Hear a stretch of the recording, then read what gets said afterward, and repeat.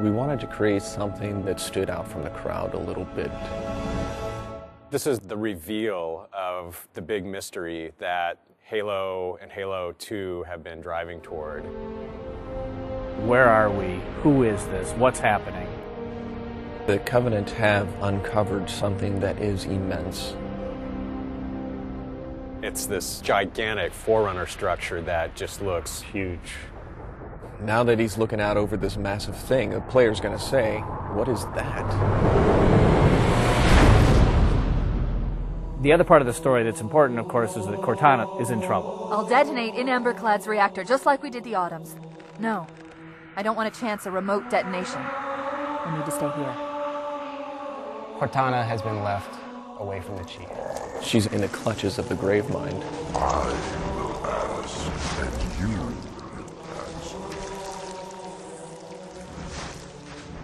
All right. Shoot. We don't know what's happened to her since then.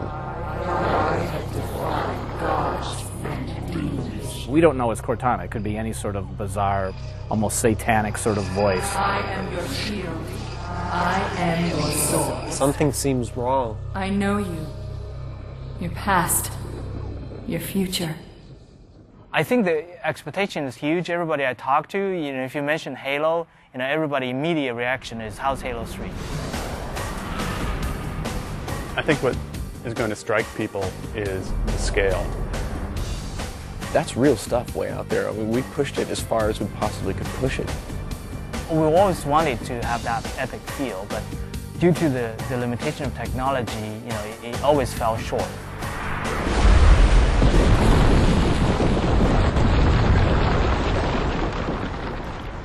When you're working in high definition, it's a very unforgiving environment. Look at the Master Chief's armor. You see cool things about the Master Chief's armor. You see that he's self-shadowing. You see the textures are very high resolution. There's real-time reflection on his visor. But you look closer, you see he's beat up. He's scratched.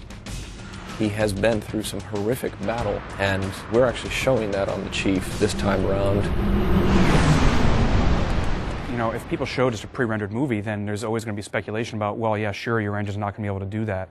And I think what we're trying to show firmly is that our engine can do the stuff that we say it's going to do, and it's doing it right now.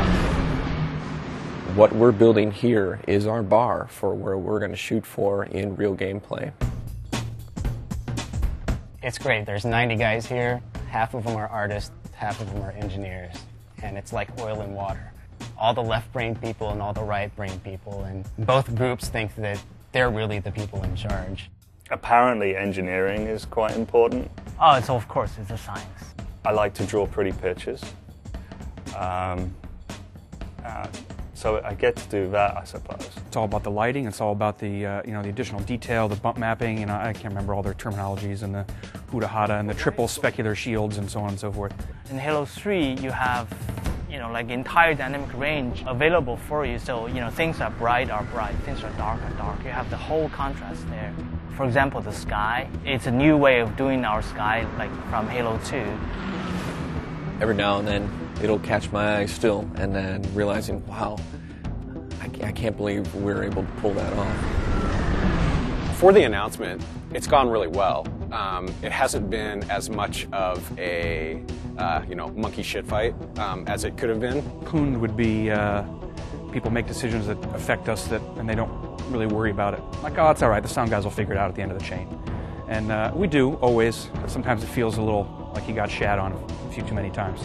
Everyone else is prolonging my part of the job.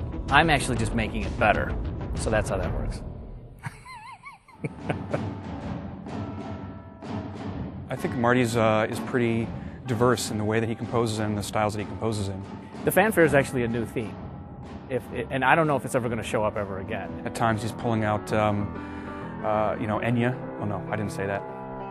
At times he's paying homage to other artists. There are no monks singing in this. The only hint that I want to give anybody that this is Halo is that I'm going to be in E Dorian. I actually just played an octave on the piano, just straight E's. When I played it back, I realized that it instantly got my attention. For this one, we had a great session with live orchestra, which is a bit above and beyond what we've done in the past. Master Chief is coming out of a desert, blowing heat, wind, completely obscured. So I wanted it to sound almost ethereal, just to bring some tension in and then have it open up slowly. The music and the sound is all about the drama. I'm just trying to absolutely score the drama of this moment. I mean, I think in the end, you're absolutely going to be able to play exactly what you're watching in this trailer.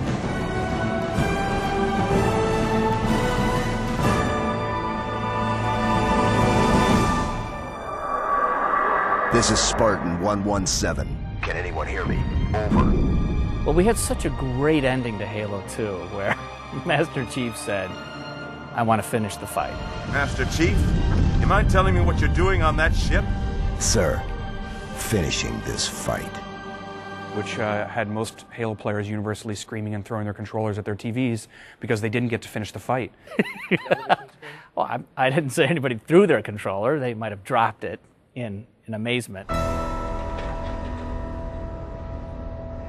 You won't just finish one fight, you'll finish all of the fights that you started in Halo 1. I think we're trying to raise an awful lot of questions about what on earth is going to go on in this game. No pun intended. We want this to be the Return of the King. We want this to be the final chapter in an epic trilogy. It's coming, and part of it's already here. It's going to be cool. This is the game. This is the engine. This is what Halo 3 is going to look like.